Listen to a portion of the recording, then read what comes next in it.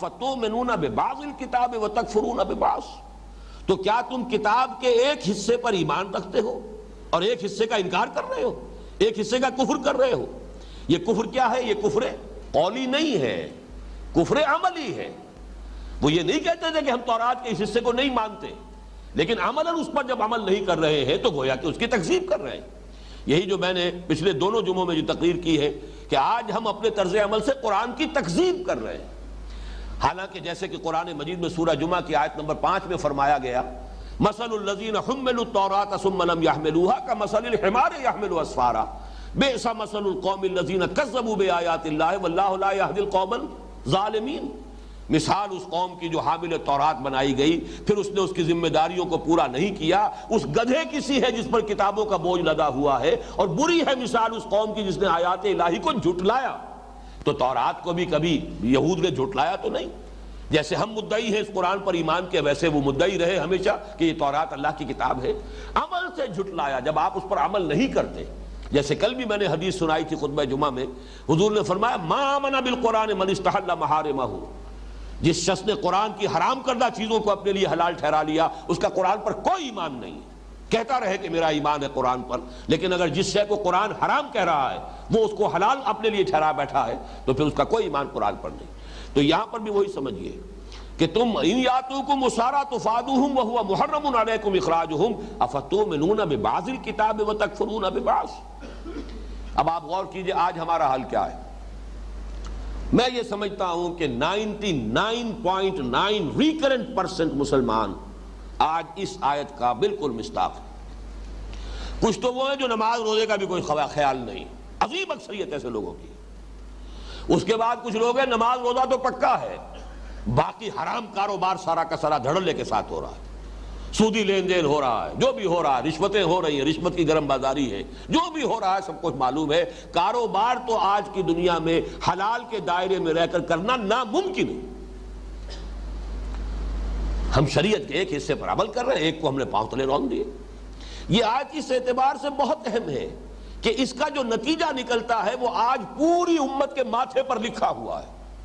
فما جزاء من یفعل ذلک منکم، تو جو کوئی بھی تم میں سے یہ حرکت کرے گا، یہ طرز عمل اختیار کرے گا کہ شریعت کے ایک حصے پر عمل کرے اور ایک کو چھوڑ دے، ایک کو قبول کرے ایک کو رد کر دے، اس کی کوئی سزا اس کے سوا نہیں ہے الا خزی فی الحیات الدنیا، کہ دنیا کی زندگی میں رسوائی ہو، ذلت ہو۔ یہ ہے آج ہیوملیشن جو ہو رہی ہے پوری دنیا کے اندر، چاہے یہ کہ 1 بلین سے زیادہ ہے، بہت بوسٹ کرتے ہیں ہم۔ Every 5th human being on this planet is a Muslim. Every 5th. 1/5 آبادی کا حصہ پوری دنیا کی۔ کتنا بڑا چنک آف ٹیریٹری ہے جو ہمارے قدموں تلے ہے۔ چلے جائیے جاوا، سماٹرا، بورنیو سے لے کر، اور یہ کہ موریتانیہ جو ہے ویسٹ کوسٹ جو ہے افریقہ کا، اس میں سے آپ کہیں گے کہ تھوڑا سا یہ بھارت کا علاقہ آ جاتا ہے جو سالڈ نہیں ہے، لیکن بھارت میں کم سے کم 18 کروڑ مسلمان آباد، اور کون سے ہمارے پاس وسائل نہیں ہیں۔ آج کی سب سے بڑی دولت، تیل کے سب سے بڑے ذخائر وہ ہیں جو ہمارے قدمے تلے ہیں۔ عزت نام کی شے نہیں ہے کوئی، وہ G7 میں تو کون ہوگا، G15 میں بھی نہیں ہے۔ کسنمی پرست کے بھیا کیس تھی، ہمارے مسائل وہ آپس میں طے کر لیں گے، ہماری قسمتوں کے فیصلے وہاں ہو جاتے ہیں۔ ہمارے تو ٹیکسیشن پالیسیز جو ہے وہ وہاں سے ڈکٹیٹ کرائی جاتی ہیں۔ فورن پالیسی تو چھوڑیے، ہماری جنگ اور صلح کے معاملات کو تو چھوڑیے، معلوم ہوتا ہے جس شے کا نام عزت ہے، وہ جو اقبال نے کہا تھا، عبد القادر روہیلا والی جو نظم ہے کہ غیرت نام تھا جس کا گئی تیمور کے گھر سے، کہاں ہے غیرت؟ عزت نام کی کوئی شے نہیں۔ ہم سے کہیں کسی بین الاقوامی مسئلے میں ہماری رائے کوئی نہیں پوچھتا۔ کسنمی پرست کے بھیا کس تھی۔ ہیوملیشن کی وہ انتہا ہے، یہ آیت جو ہے یہ اس کی تشخیص کر کے بتا رہی ہے کیوں ہے۔ افتؤمنون ببعض الکتاب وتکفرون ببعض، جب تک پوری کتاب کو قبول نہیں کرو گے، جب تک کہ وہ پورا نظام قائم نہیں کرو گے جس میں یہ پوری کتاب نافذ ہو رہی ہو، ٹیک اٹ اور لیو اٹ، کوئی مڈ وے نہیں ہے، یا اس قرآن کو مانو یا چھوڑ دو، دفع ہو جاؤ۔ اللہ تعالیٰ کو تمہاری احتیاج اور ضرورت نہیں ہے، تمہیں اس کی ضرورت ہے۔ تو یہ ہے اصل میں آج کی ہماری کیفیت، الا خزی فی الحیات الدنیا، دنیا کی زندگی میں رسوائی، بے عزتی۔ جو بھی پامالی ہے، جو بھی اس وقت ہیوملیشن ہے پوری مسلمان امت کے لیے، پوری، اور ان میں سب برابر ہیں اس وقت۔ کون ہے شاذ کسی کا نام آپ لیا جا سکے کہ جو واقعتاً آزاد ملک اپنے پاؤں پر کھڑا ہے، اپنی پالیسیاں خود بناتا ہے؟ ایک آدھ ہے، اکثر و بیشتر کا جو بھی حال ہے وہ آپ کے علم میں۔ فما جزاء من یفعل ذلک منکم، اور دیکھ لیجئے اسی سے جو نتیجہ نکلتا ہے، یہ صورتحال ہماری ہرگز نہیں بدلے گی جب تک کہ کم سے کم کسی ایک خطہ ارضی کے اندر دین کا پورا نظام، شریعت کا پورا قانون نافذ نہ کر دیا جائے، کہ کوئی شے مستثنا نہ ہو، زندگی کا کوئی پہلو، حیات انسانی کا کوئی گوشہ جو ہے اس سے ماورا نہ رہے، مستثنا نہ رہے، سب اللہ کے حکم کے تلے اور اس کے تابع ہو جائے۔ جب تک یہ نہیں ہوگا ہماری قسمت بدلے گی نہیں۔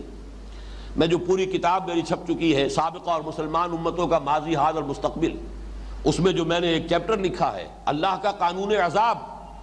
عذاب جو ہے دنیا میں آتا ہے قومی جرائم کے اوپر، انفرادی حساب کتاب اللہ کے ہاں ہوگا، وہ یہاں نہیں ہوتا۔ آخرت کا حساب کتاب انفرادی ہے، کلہم آتی ہے یوم القیامت فردا، ہر ایک کو اکیلے جا کر کھڑے ہونا ہوگا اس کٹہرے کے اندر، جواب دہی اپنی کرنی پڑے گی۔ دنیا میں معاملہ انفرادی محاسبہ نہیں، قوموں کا محاسبہ ہے۔ قومی جرائم کے اوپر اجتماعی سزا یہاں ملتی ہے۔ اسی لیے اقبال نے کہا ہے کہ فطرت افراد سے اغماض بھی کر لیتی ہے، نہیں کرتی کبھی ملت کے گناہوں کو معاف۔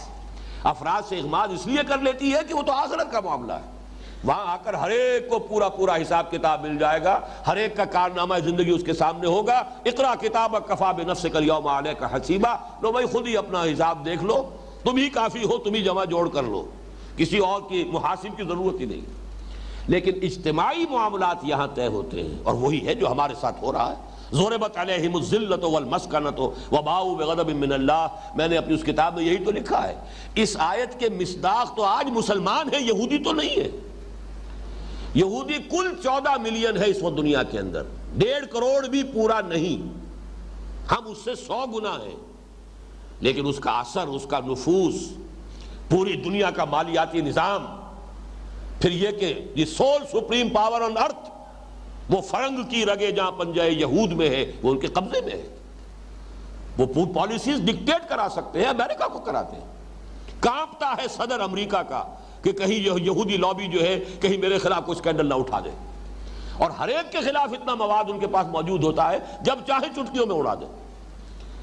ذرا سا اگر ٹرن لے لے، بش نے ذرا سا ٹرن لیا تھا جو اس کا حشر کروایا ہے، حالانکہ اتنا بڑا ہیرو، جتنی بڑی اس نے یوں سمجھیے کہ امریکہ کے لیے، اور جس طریقے سے دبایا ہے عراق کا جو بھڑکس نکالا ہے، اور جس طرح جا کر امریکن فورسز کو جہاں پر کے بیسز نہیں دے رہے تھے، نہ سعودی عرب بیس دے رہا تھا انہیں، نہ امارات والے انہیں دینے کے لیے تیار تھے، اب وہاں پر ان کے اڈے بن گئے۔ پورا تیل کا جو ذخیرہ ہے وہ ان کے قبضہ و اختیار میں ہے۔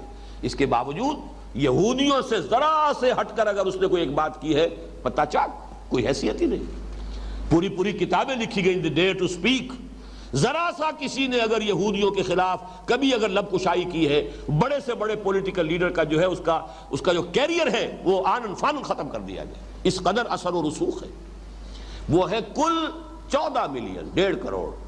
تو ضربت علیہم الذلۃ والمسکنہ کہاں ہے؟ آج کا یہودی اس کا مصداق نہیں ہے، آج ہم مصداق ہیں اس کے۔ ضربت علیہم الذلۃ والمسکنۃ وباؤوا بغضب من اللہ۔ یہ صورتحال بہرحال اس کو بدلنا بھی ہے، اس کا جو اینڈ ریزلٹ ہے وہ کچھ اور آئے گا، لیکن یہ کہ میری گفتگو کا اس وقت وہ موضوع نہیں ہے، وہ تو میری اس کتاب میں موجود ہے۔ اس آیت پر غور کیجئے کہ یہ طریقے ہوتے ہیں شریعت کو ماننے والوں میں جب اضمحلال ہوتا ہے، یا تو جیسے وہ سبت والوں نے کیا، حکم پر عمل کر رہے ہیں لیکن روح غائب، مچھلیاں تو نہیں پکڑی ہفتے کے روز لیکن گڑھے کھودنے میں لگے رہے، تاکہ جو اصل مقصد تھا شریعت کا وہ تو غتربود، لیکن یہ کہ بہرحال اس شریعت کی ظاہری شکل جو ہے وہ برقرار۔ یا نمبر 2 بات یہ آئی کہ شریعت کا ایک حصہ سر آنکھوں پر، نماز پڑھیں گے جی، روزہ رکھیں گے، تراویح پڑھیں گے، سب کچھ کریں گے، ختم قرآن کریں گے، یہ ہوگا سب ہوگا، لیکن یہ سود کے بغیر تو دھندا چلتا نہیں، رشوت کے بغیر کام ہمارا چلتا نہیں۔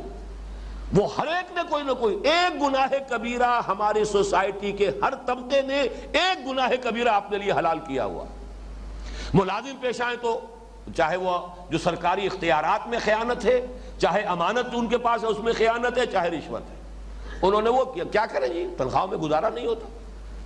کاروبار والوں نے سود کو، بلیک مارکیٹنگ کو، حلف نامے جھوٹے، حساب کتاب جو پیش کرتے ہیں انکم ٹیکس کے جھوٹے حلف نامے، یہ تو کیا کریں، یہ مجبوری ہے۔ باقی مسجدیں بنا دیں گے، تمہاری مسجد میں آ کے قالین ڈال دیں گے، اعلیٰ سے اعلیٰ جو ہے اس کے لیے فانوس لا کے لگا دیں گے، یہ اپنی جگہ ہے، لیکن یہ کہ بہرحال شریعت کا یہ حکم جو ناقابل عمل ہے۔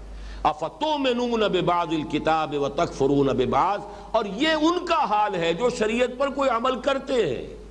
باقی چھوڑیے ان کو جن کی زندگیوں سے شریعت خارج ہو چکی، جنہیں یہ بھی پتہ نہیں کہ جمعے کا دن کون سا ہوتا ہے، ہفتے میں کب آتا ہے کب جاتا ہے۔ وہ تو اب چونکہ چھٹی ہوتی ہے اس لیے پتہ چل جائے تو چل جائے کہ آج جمعے کا دن ہے، ورنہ ہمارے معاشرے میں وہ لوگ بھی ہیں جنہیں پتہ ہی نہیں ہوتا تھا جمعہ کب آیا اور گیا۔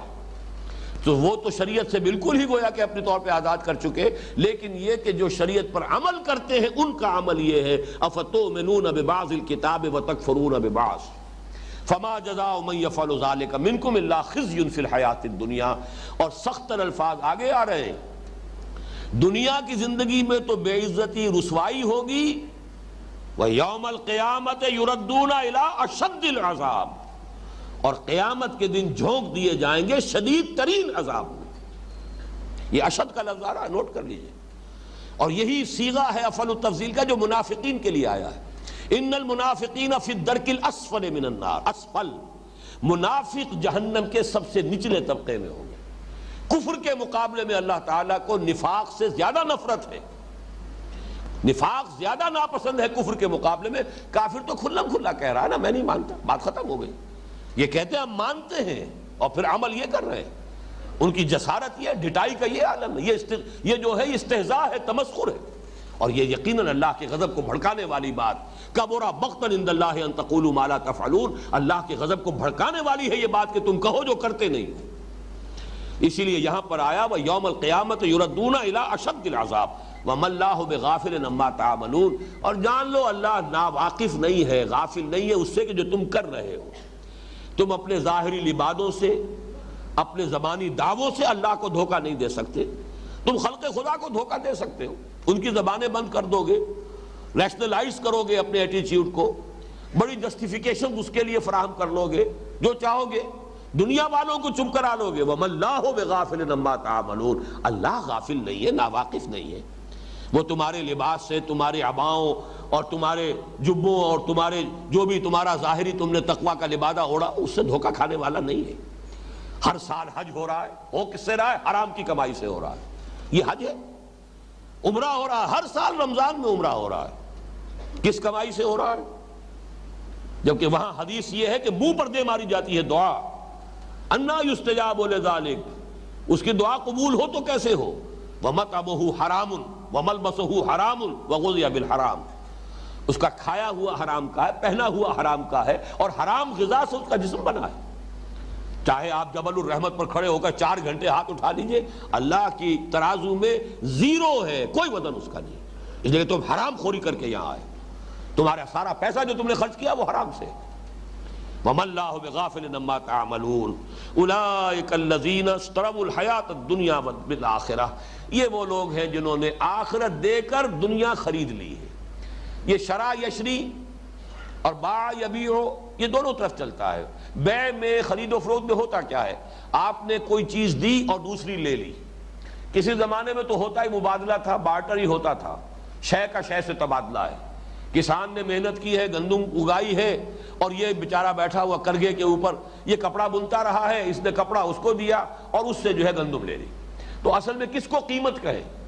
وہ گندم قیمت ہے یا یہ کہ وہ کپڑا قیمت ہے؟ دونوں کو قیمت بھی کہہ سکتے ہیں اور دونوں کو جنس بھی کہہ سکتے ہیں۔ البتہ یہ کہ اب کرنسی ہے تو اس حوالے سے ہم کہتے ہیں قیمت اتنے روپے ہے یا اتنے ڈالر ہے یا اتنا سونا ہے یا اتنی چاندی ہے، لیکن یہاں پہ قرآن مجید میں یہ لفظ آتا ہے اس اوریجنل سینس میں، ایک شے دینا ایک لے لینا۔ یہ وہ لوگ ہیں جنہوں نے دنیا لی ہے، آخرت دے دی ہے۔ اولئک الذین اشتروا الحیاۃ الدنیا بالآخرہ، آخرت کے عوض آخرت دے کر دنیا خرید لی ہے۔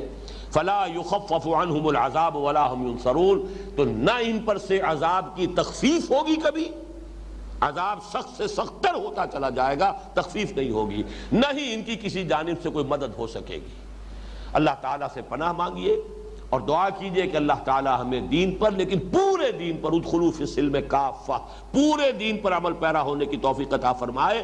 اور اگر بالفرض کسی کے لیے اس وقت پورے دین پر عمل کرنا ممکن نہیں ہے، دین کا ایک حصہ وہ ہے جو میرے اختیار ہی میں نہیں ہے، میرے اختیار میں نہیں ہے کہ چور کا ہاتھ کاٹ سکوں جب تک کہ نظام نہ بدلے اور یہ قانون نافذ نہ ہو، لیکن جو چیز میرے اختیار میں ہے اس وقت، چاہے اس میں بھوک آ جائے کوئی پرواہ نہیں، وہ تو وَلَنَبْلُوَنَّكُمْ بِشَيْءٍ مِّنَ الْخَوْفِ وَالْجُوعِ وَنَقْصٍ مِّنَ الْأَمْوَالِ وَالْأَنفُسِ وَالثَّمَرَاتِ، اس کی تو پیش کی تنبیہ موجود تھی۔ لیکن یہ ہے کہ جو میرے اختیار ہی میں نہیں ہے اس کا کفارہ ادا ہوگا، تن من دھن لگا دو اس نظام کو بدل کر اس نظام کو قائم کرنے میں، یہ گویا کہ تمہاری جد و جہد کفارہ بن جائے گی۔ اللہ تعالیٰ اسے قبول کرے گا کہ میرے اس بندے نے اس غلط نظام کے اندر پھلنے اور پھولنے پر اپنی محنتیں صرف نہیں کی ہے، بلکہ میرے اس بندے نے اس نظام کو بدلنے پر اپنی تمام توانائیاں صرف کر دی ہیں، یہ کفارہ ہوگا اس کا۔ اقول قولی ھذا واستغفر اللہ لی ولکم ولسائر المسلمین۔